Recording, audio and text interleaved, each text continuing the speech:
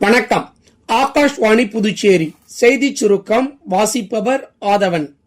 புதுடெல்லியில் நேற்று தொடங்கிய தேசிய கடற்படை தளபதிகளின் 2வது வருடாந்திர தேசிய மாநாட்டில் மத்திய பாதுகாப்புத்துறை அமைச்சர் திரு ராஜ்நாத் சிங் இன்று சிறப்புரையாற்ற உள்ளார்.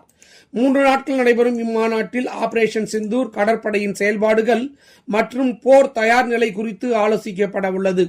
மாநாட்டில் ராணுவ தலைமை தளபதி, விமானப்படை தலைமை தளபதி மற்றும் கடற்படை உயர் அதிகாரிகளும் பங்கேற்க உள்ளனர்.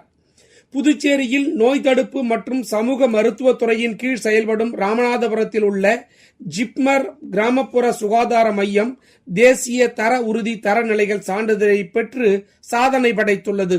இந்த மையம் சேவை வழங்கல், நோயாளி உரிமைகள், ஆதரவு சேவைகள், மருத்துவ பராமரிப்பு, தர மேலாண்மை, தொற்று கட்டுப்பாடு உள்ளிட்ட 8 முக்கியமான களங்களில் சிறந்து விளங்கியது குறிப்பிடத்தக்கது.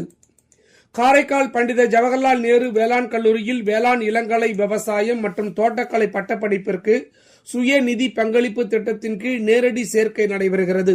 விண்ணப்பதாரர்கள் வரும் 31ஆம் தேதி வரை இணையதளம் மூலம் விண்ணப்பிக்கலாம் என்று வேளாண் கல்லூரி முதல்வர் திரு சங்கர் வெளியிட்டுள்ள செய்திக்குறிப்பில் தெரிவித்துள்ளார். காலியாக உள்ள இடங்கள் மற்றும் கட்டண விவரங்கள் குறித்த விவரங்களை www.centacpuducherry.in என்ற இணையதளம் மூலமாகவோ அல்லது 043668261473 என்ற தொலைபேசி எண் மூலமாகவோ அறிந்து கொள்ளலாம் என்றும் அவர் தெரிவித்துள்ளார். பீகார் சட்டமன்ற தேர்தலின் 2ஆம் மற்றும் இறுதி கட்டமாக 122 தொகுதிகளுக்கான வேட்புமனுக்களை திரும்ப பெற நாளை கடைசி நாளாகும்.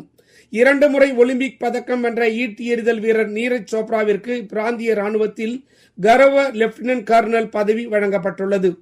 இந்திய ஆஸ்திரேலியாவை எதிர்கொள்ளும் 2வது ஒருநாள் போட்டி இன்று அதிலைதில் தொடங்குகிறது. இந்த போட்டி இந்திய நேரப்படி காலை 9 மணிக்கு தொடங்குகிறது. இத்துடன் இந்த செய்திச் சுருக்கம் நிறைவு பெறுகிறது.